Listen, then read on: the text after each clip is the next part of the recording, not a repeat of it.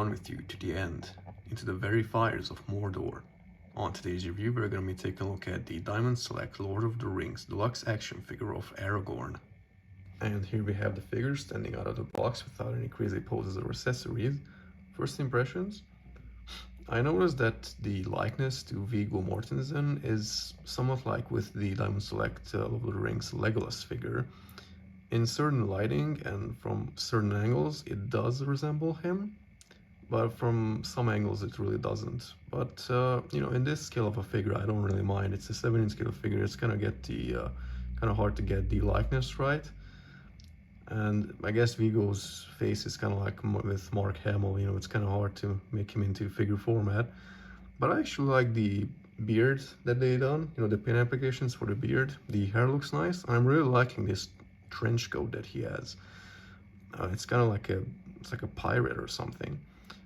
And I noticed that he has the Gondor gauntlets. That's actually somewhat of a... It's not accurate, but we'll get into that when we talk about the details of the figure.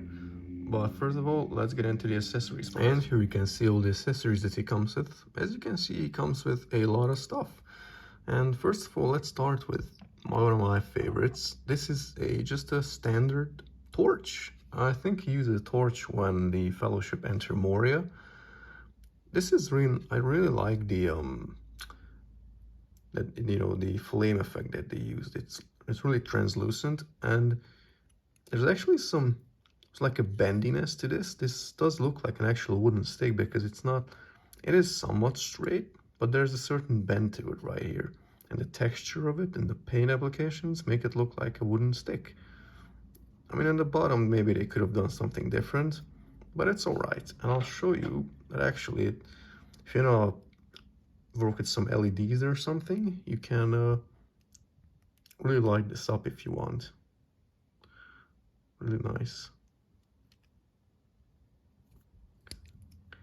And as I said, you can basically use this with any other 7-inch scale figure, even with a 6-inch figure, but it's probably going to be a bit too big. But it's very nice that they included this.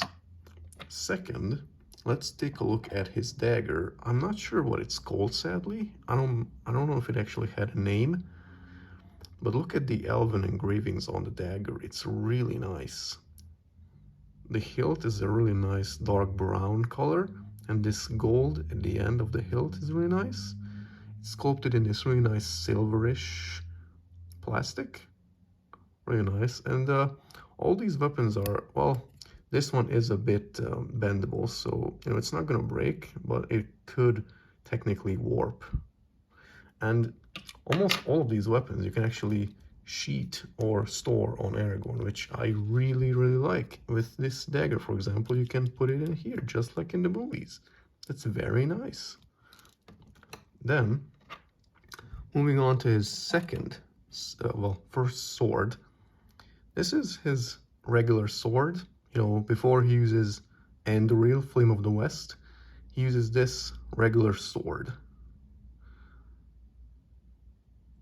Really nice. Again, you could just technically use this with any other figure that like a knight or warrior. It's probably gonna fit. Really nice silver coloring. And again, well, this is not, you could break this. It's not really bendable, so be careful with that. See, there's this scabbard for the sword, and you can sheet it in here. And just to get it out of the way, you cannot sheet. Well, you could, but it's it doesn't go all the way because it's a bit longer. But you can sheet the normal, regular sword in here. It's not gonna fall out or anything. Pretty snug. I really like the weapon holstering that you can do. Amazing. Then we go into one of my other favorites. This is Anduril, Flame of the West, the sword that defeated Sauron himself.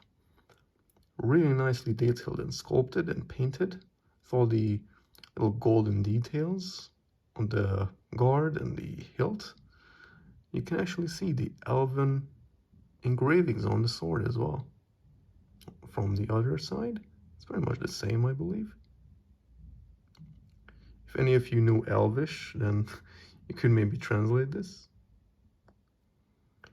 And he comes with the scabbard of Anduril, but keep in mind that this strap is not originally on the scabbard. This is something that I super glued onto the figure, so you can actually, you know, I didn't want to just store it in my wardrobe or my desk or something, so I just added this so you can, you know, holster it on Aragorn.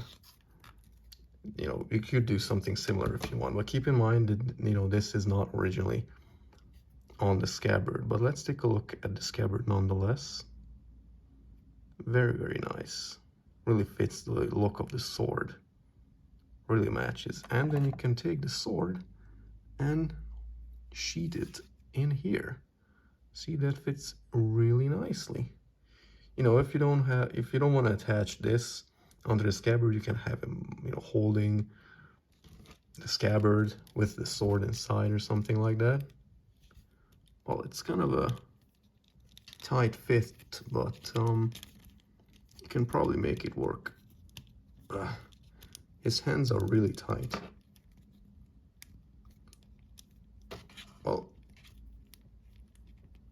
I'm not gonna force anymore. You could do it, but it might take some heat. Diamond Select figures are really tight, you know.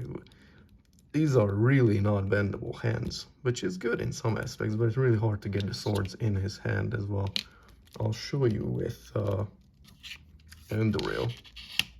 It's kind of hard because you want to take the kind of like the end of Anduril, because that's the thinnest part. You want to kind of pry open the arm, and then before it closes, you want to just snug it in there.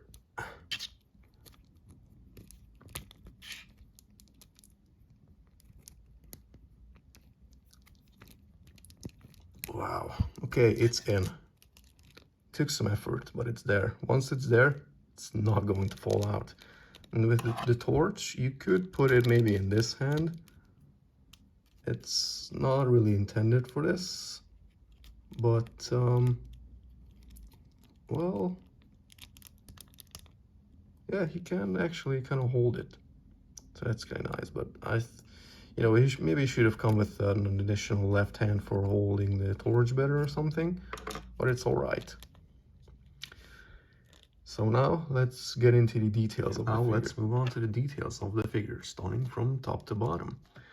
Starting with the face, as you can see, the likeness is, as I've said, it's kind of there. If you look from the side, I can say, yeah, that's Aragorn.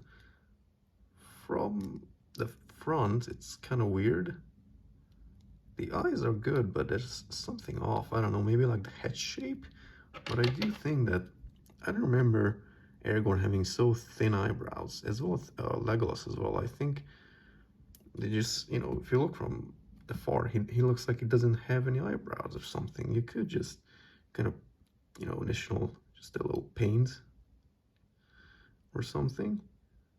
Maybe he had more narrowy eyes, I believe, and his eyes were kind of really deep. That's also something that, you know, from this angle it's all right, this angle's all right.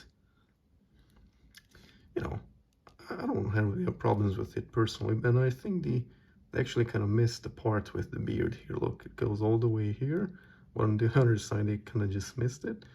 And there seems to be some missed paint applications. Whoop, that actually just came off. What the hell? You saw that, right? There were some missed paint applications around the neck, and it actually just came off. Look, it was some loose plastic or something. I don't know what this is. Well, whatever. Well, it's off now. It doesn't look weird now, does it? I don't know. I don't know what that was. The hair is also sculpted very nicely. I don't see that there's actually a paint application to it. I'm not sure, because it's black, you can't really see it. I really like this, that they added this, you know, the necklace that he received from Arwen. Really nice. Really like the blue undershirt. It's really nice detail. This overcoat is actually a separate piece. You could technically take it off if you want, but why would you ever do that? And you can actually see the stitch work on his shoulders here, which is very nice. And I like the weathering that they applied all around the figure, basically. You know, this kind of, I don't know what to call this, vest, maybe? I really like the really dark brown and the weathering. Really nice. The scabbard, really nice. Really like the matte black with the kind of bronzish, goldish color.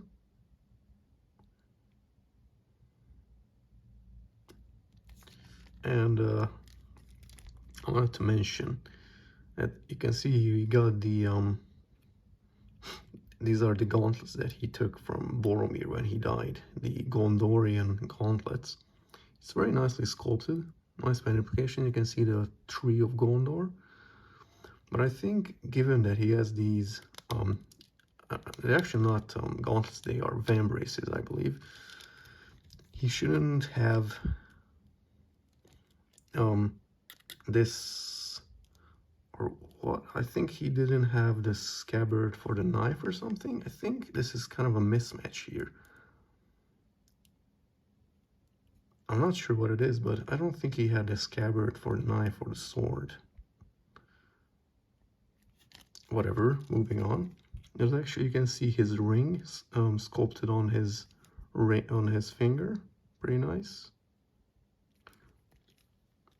You can see the back. Again, there's some weathering applied. I really like this as well, just as well with the Nazgul figure. The bottom of the coat is the most dirty, which is really nice detail. And then with the boots as well. Nice weathering, paint applications on the knees as well. And he does have peckles at the bottom if you want to put him on a stand. So now let's get into the articulation part. Moving on with the articulation, starting from head to bottom, top to bottom, sorry, always missay that. His head, the hair does hinder the articulation a little bit. He cannot look up whatsoever. This is as far as he can. He can look down, not too bad. It's on us, and I think it's just a ball joint. He cannot rotate his head. The hair gets in the way a lot. He could theoretically, and if you force him, he might be able to, but I'm not going to. He cannot move his head side to side. This is as much as he can do because of the hair. His arms are on a hinge. They go out this much, so he can somewhat pull off a T-pose. They rotate all the way around. There is a bicep cut here, but I think this is a bit ugly because if you move it like this, it just breaks the sculpt. You know, that looks really weird, right? I think they should have just gone, well, I don't know. I don't think there's a better place to put it actually, but I don't know, I still don't like it. Double jointed elbows, which gives you really nice range of motion, as you can see. Yeah, this is as far as it can go. Really nice. Both arms are on horizontal hinge, you know, so you can go this much here, out this much, and swivel. Forgot to mention that there's actually kind of weird paint applications because they should have painted this brown, I believe. Just, you know, if you prove them like this, it's kind of visible, but it doesn't really matter. Then his torso, there's a ball joint there. He can move forward this much, move back this much, which is not too bad. His legs are on ball joints, but the overcoat hinders it a bit. Goes about this much. He cannot really... What was that snap? You guys hear that snap? What was that? There was a huge snap of something. I think I just broke something. What was that? That was really loud. Maybe it was... I don't know if this scabbard was, you know, glued here. I'm not sure what that was. It was really scary. Moving on. Double jointed knees. Goes about this much. Really nice. And can move his leg forward this much. His feet are on a hinge and a pivot. Oh my god, a really squeaky figure. Forward this much and pivot side to side. Okay, I think we covered everything, so now let's get into the size and comparisons. Size-wise, Aragorn seems to be standing at 18 and almost 18 and a half centimeters at the top of his head, which in inches converts to 7.2 inches. Here he is standing next to Frodo from the same line. Here he is standing next to another 7-inch scale figure. This is the Diamond Select Boba Fett. Here he is standing next to a 6-inch scale figure. This is the Star Wars The Black Series Stormtrooper. And as always, here he is standing next to a can of Coca-Cola. And my final thoughts on the figure. Forgot to mention that he also comes with the left arm and left leg of Sauron Build-A-Figure piece, and Sauron will be the next review I'll do on my channel, so stay tuned for that. But about this figure, as I've said, the likeness is alright. I don't think it's too bad. Some people say it's really bad. Well, to me it's fine. I really like the sculpting and the paint applications on this figure. The weathering is really nice, and all the little silver details here and there. And the fact that it comes with so many weapons, 2 swords, 2 daggers, and a torch that you can use with any other figure, really nice. So accessory-wise, this figure is really good. And just in general, he's a really badass looking figure. If you want to have him standing next to the other Fellowship figures from Diamond Select Lord of the Rings, he's gonna look really nice, especially next to Legolas and Gimli. But that was my review of the Diamond Select Lord of the Rings Aragorn. If you liked the video, consider leaving a like, or if you didn't like the video, consider leaving a dislike. That's an option for you as well. If you think I missed anything, leave a comment down below. And if you like what I'm doing, consider subscribing to my channel. It was me, the Collector, and I'll see you later.